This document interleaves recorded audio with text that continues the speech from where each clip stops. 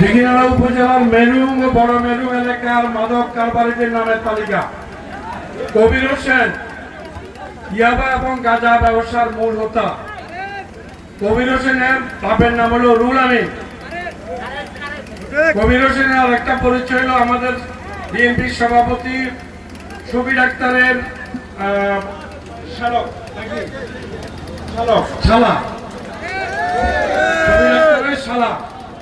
তাহলে শফিক আক্তার এটার সাথে জড়িত কিনা সেটাও আমাদেরকে ভেবে দেখতে হবে।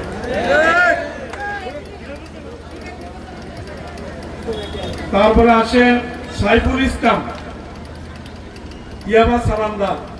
তার মাধ্যমে কবি সংগ্রহ করে পিতা মজিবুর রহমান, চিনবেন না হলে চিনে নিয়েন। আর 3 নম্বর শুভ মিয়া, কবির থেকে নিয়ে খুচরা কারবারিদের কাছে পৌঁছায়।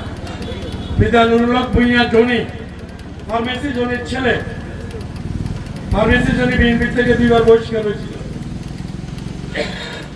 আমি যাদের নাম বলছি এরা সবাই যে দোষী আমি 16 আনা নিশ্চিত না, আপনারা বিচার বিবেচনা করবেন। RICL TMX, যুগের পর যুগ স্থাপনা থাকে মজবুত। হাবিল হলো পিতা আবুল হোসেন, হাবিবুর রহমান হবে, সে হলো পিতা হাসান। জয়ীদ খুচরা ব্যবসায়ী, পিতা সুলেমান। মনোয়ার সাইফুলের সহযোগী, পিতা জয়নাল। এটা কোন জয়নাল? আমাদের বিএনপি সেক্রেটারি জয়নাল না তো? মনোয়ার পিতা জয়নাল। আরিফ সাইফুলের সহযোগী, পিতা জাকির হোসেন। এটা কোন জাকির? শফিক আক্তারের সারা জাকির নাকি? শিয়াম খুচরা বিক্রেতা, পিতা সোলেমান আনসার, মুসলিম আনসার। নূর আলম পিতা অজ্ঞাত। শ্বশুরের নাম পাওয়া গেছে শুকুর, চা দোকানদার। নূর আলম পিতা গুলজার হোসেন।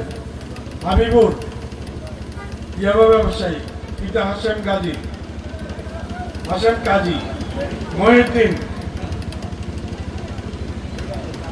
পিতা সেকান্দর কসাই। এদের অত্যাচারে এলাকাবাসী, এটা আমাদের নোট, আমাদের বিভিন্ন জায়গা থেকে সংগ্রহ করা রিপোর্ট। এদের অত্যাচারে এলাকাবাসী অতিষ্ঠ। কবির সহ অনেকের নামে একাধিক মাদক মামলা আছে ইত্যাদির মধ্যে মেরু এলাকায় মাদকের রমরমা কারবার ও চুরি এবং দিন দুপুরে ব্যবসায়ীদের গতিরোধ করে অনেককে চিন্তায় গণনা ঘটেছে, যা মাদকের টাকা জোগানোর একমাত্র পথ হলো এই চুরি এবং গতিরোধ করে গাড়ি থেকে টাকা নেওয়া বা চিন্তায়, যা পুলিশ প্রশাসন অবগত আছে, কিন্তু তারা কোনো প্রকার আইনি পদক্ষেপ গ্রহণ করছে না।